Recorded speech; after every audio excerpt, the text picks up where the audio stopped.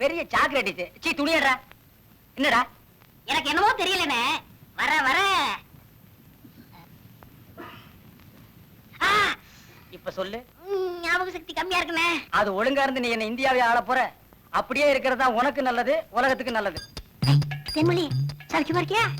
அம்மாவாசை சாப்பிட்டியா? ஏன் சட்டை போடல?